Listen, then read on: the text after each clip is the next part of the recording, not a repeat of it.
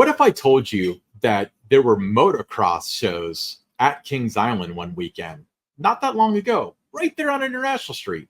Hello, everybody. Alongside Don Helbig, I'm Ryan Sir, and this is Tower Topics.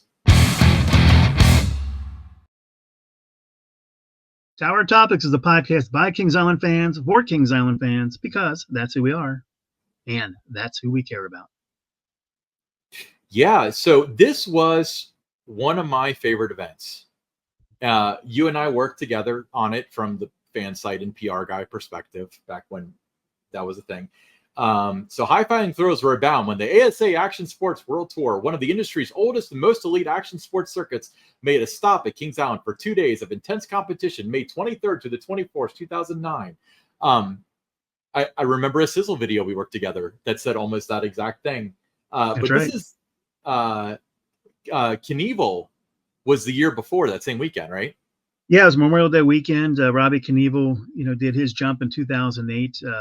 Huge crowd, one of the bigger crowds of the year that weekend, to see Robbie jump. So obviously, when you're looking at your calendar for the next year, you don't have Robbie Knievel back to do a jump.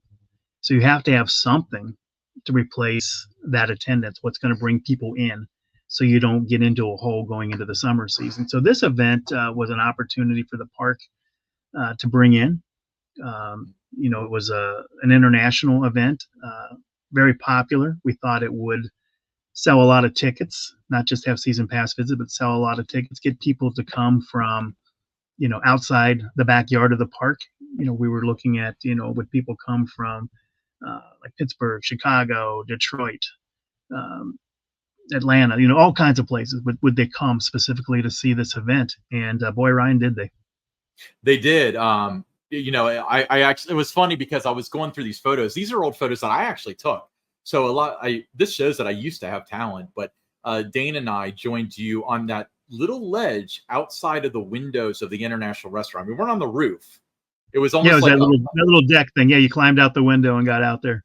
Great view of this stuff. But yeah, that was where the motocross was. And I think that we planned on just doing the first one, getting our content and being on our way. But we had so much fun. I believe we watched all 4 or 5 shows or whatever that day.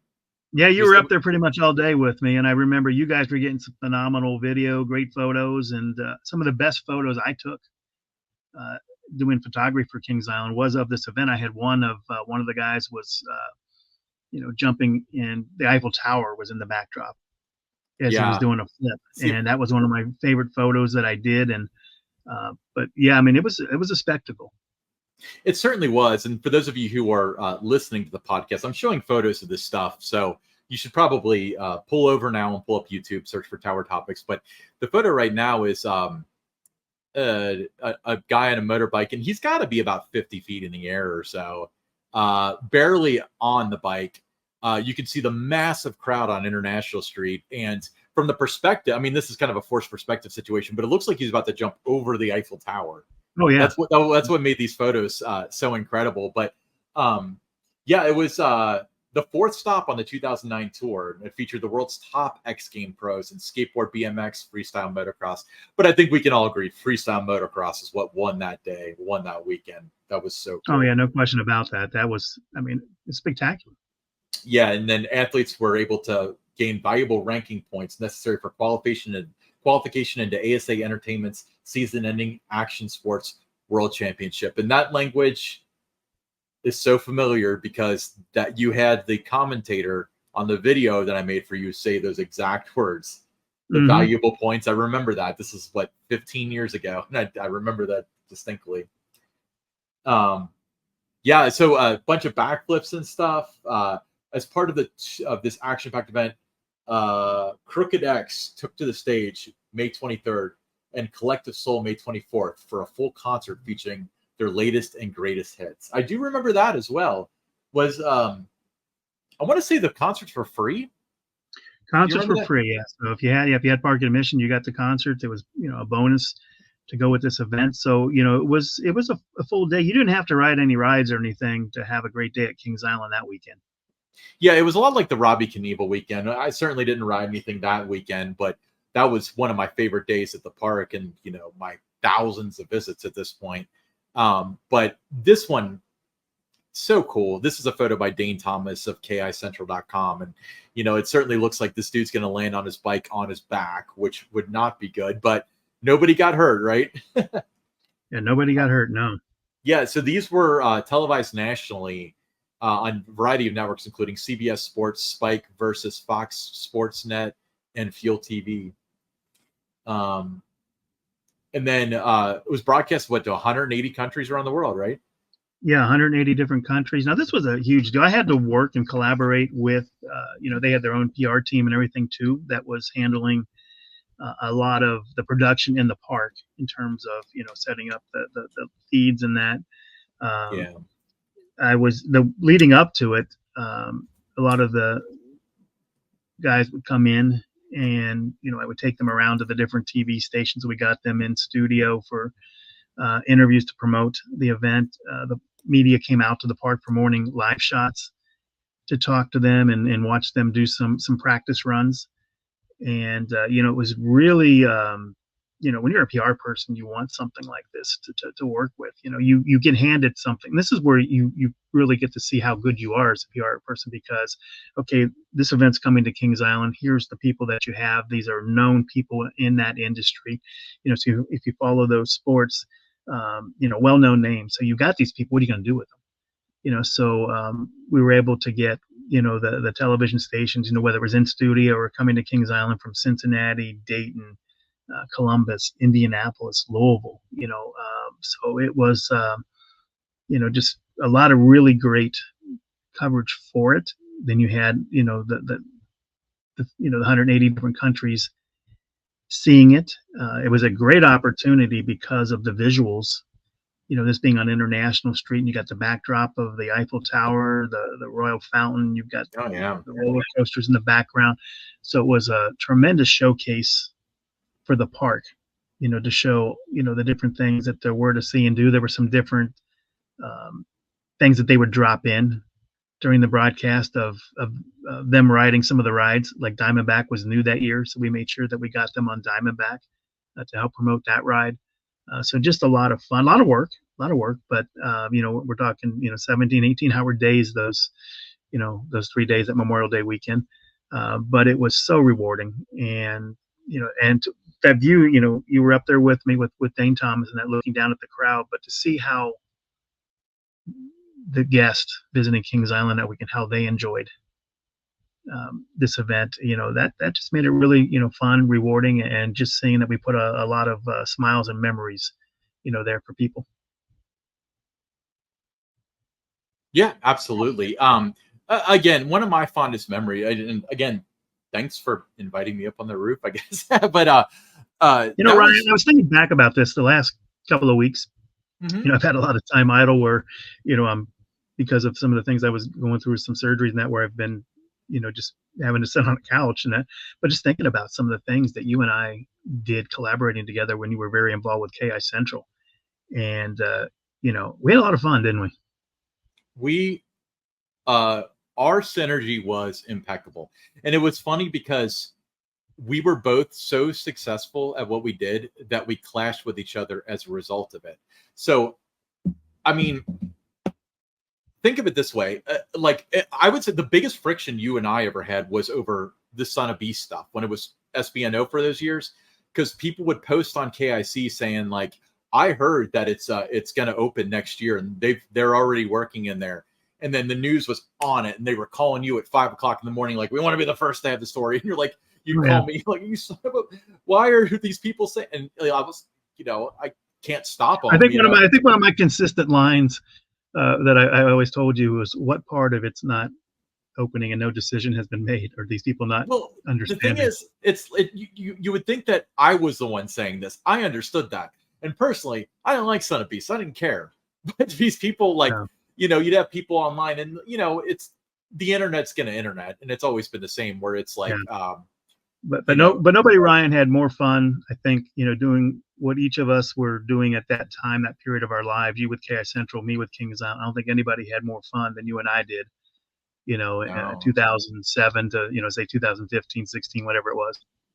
Yeah, it would be a beautiful mix of messing with people and getting the message out, which is so fun. And that's why it's so crazy that, like, the partnership just isn't there with KIC anymore, or the season pass group and stuff, because it seems like other parks are now kind of catching up to what you and I did. But here's the other piece of that, Ryan. You talk about the partnership, the collaboration, and that, everything seems to want to just go to the local news media. Mm-hmm. But the reason, I didn't always have to go to the local media, because what they would see is all the hype and the buzz that was going on between what KI Central was talking about and what was going on Kings Island social media channels, that the story, since everybody was talking about it, they wanted to come out and cover it. They wanted to come out and talk about it. So it wasn't like you had to even pitch the story, to them. So now it's just, let's just send it to the local media, and, you walk away from it. And that's not the world you live in today. You've got to leverage social media. You got to leverage, the people that are influencers for the park, people that have credibility with the park. There's different outlets. You have to be able to define what an influencer where are is. the Kings Island? The Kings Island fans are in 3 places. They're on the Facebook group. They're on KI Central. They're listening and watching our podcast. Those are the 3 entities that the park should be really looking to leverage and work with. But it just doesn't happen, and it is what it is, and it's okay, because all 3 of us are still very successful doing it, or just the way we're doing it. And we all 3 collaborate with each other. We do, and it's the season pass group is now 90,000 strong. KI Central has been rocking it for over 20 years now. While you're talking about KI Central, I just want to talk about the phenomenal job that Brad Purdue, who's the media director there at KI Central, just a great job that he's done all year long, promoting the things that the park has going on. You got to follow KI Central on X. I mean, he does a great job.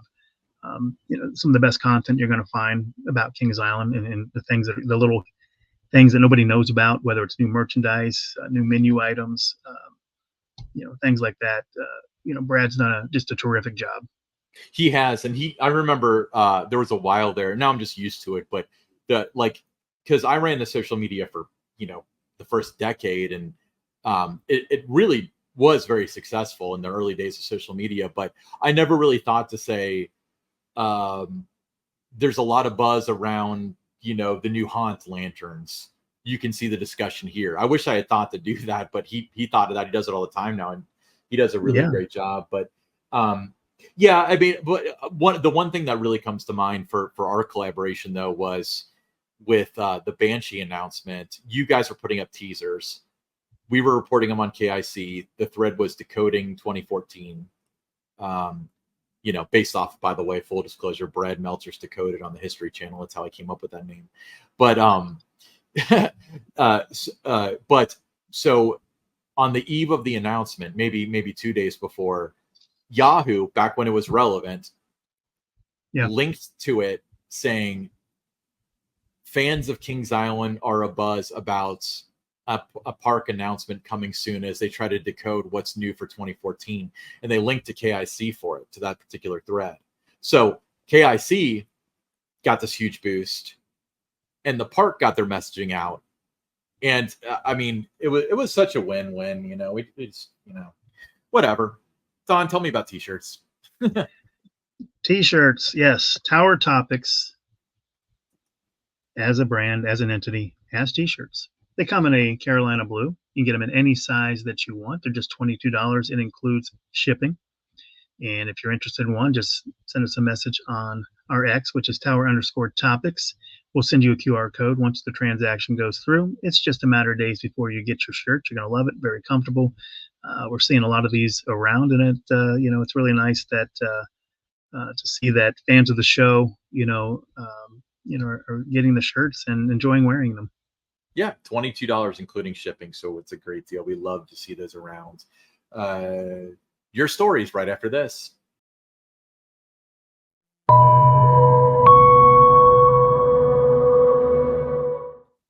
Okay, this is a segment called Your Stories, in which we are going to hear your stories that you share with us, some of your favorite memories of Kings Island. He said, hello, Ryan and Don. I'm a big fan of the podcast and a Kings Island regular for life. I have too many Kings Island stories to even remember, but one sticks out in my mind that happened fairly recently when my son was 9 years old. He was finally tall enough and brave enough to ride the Beast. It's my favorite coaster of all time. We went down the first hill, and through the tunnels and turns, then started up the second hill.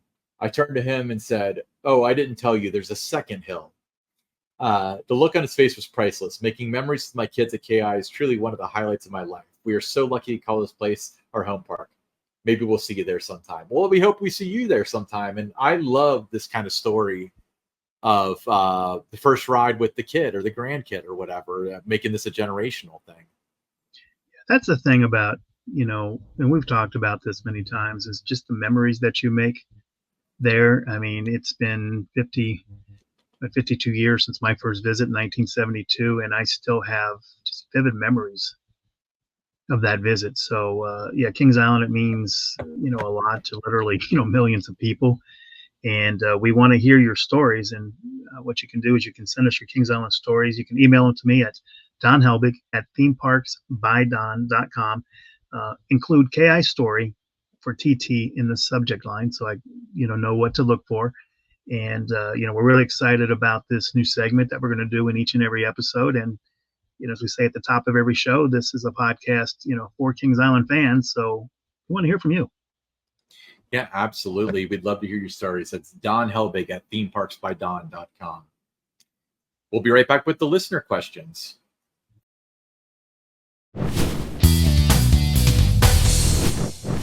All right. First listener question. Brian W. from Washington, D.C. He said, do you think Haunt Mazes will be an upcharge event next year with the merger, or will the upcharge go away at Six Flags parks?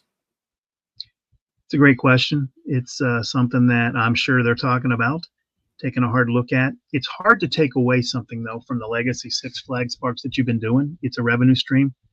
So it'd be hard to move away from that. And they have to find ways to generate new revenue for the legacy Cedar Fair parks. So I would not be surprised if that was something that took effect going into, as early as next season for Halloween Haunt. I wouldn't be opposed to it if it meant that the mazes were going to, be better, staffed. I think it makes a better experience when, people had to pay to go in there. You just don't have people going there messing around and that. And it's not, those 45-minute hour waits for it. So there's some advantages to it, just based on my experience. What I've done when I've gone to a Six Flags Halloween event. But it remains to be seen. But like I said, I think it's difficult to drop a revenue stream from the legacy Six Flags parks. And you got another, the Cedar Fair parks, they need to find new ways to generate revenue. And so I think it's something that they'll take a hard look at, and, we'll see. So I'm going to go ahead and let's do the comments thing. If they were going to upcharge for Haunt Mazes, let's say $20, something like that, that's within reason. If it was going to be a better experience. Now, you mentioned like staffing and stuff. If it's $20 and it's like Madame Fatales, but it's staffed nowadays, I'm against that. But let's say that they wipe all 6 mazes. It's 6 to 8 new mazes. $20 gets you admission to, let's say, one time through to all the mazes for a night. Would you be in favor of that for a better product, or would you rather have what we have now, but it's included with admission? So leave that in the comments below. But that would be an interesting thought experiment, right? As far as would people be willing to pay for a better experience? Because I think there's arguments each ways. Yeah, great question. Next listener question, Lily from Whereabouts Unknown. Sorry, not Parts Unknown. That's somebody else. What is something from another park you'd like to see at Kings Island? No, that's a great question. I mean, there's so many things at other parks you'd love to see, right? If we're talking rides, I think I'd like to see, a really good, immersive dark ride. I think that's something we've talked about before. The return of a sky ride. I think that would be a nice touch. And the third thing I think that would come to mind for me, having, visited Cedar Point the past couple of years, the Grand Pavilion, having a restaurant, something like that, where they've got the deck and everything, just something really, big like that. It can handle a lot of lot of people, when they want to eat during those lunch and dinner hours. So something like a big restaurant like that would be, on my wish list. But really, I think the top of my mind would be just a really good dark ride. Boo Blasters. It's nice. It's fun. It's good, but it's Kings Island to me, since I've been going there since the beginning, good enough was never the standard. It was always, we want to be great. We want to be the best. I'd like to see it get back to that with a dark ride.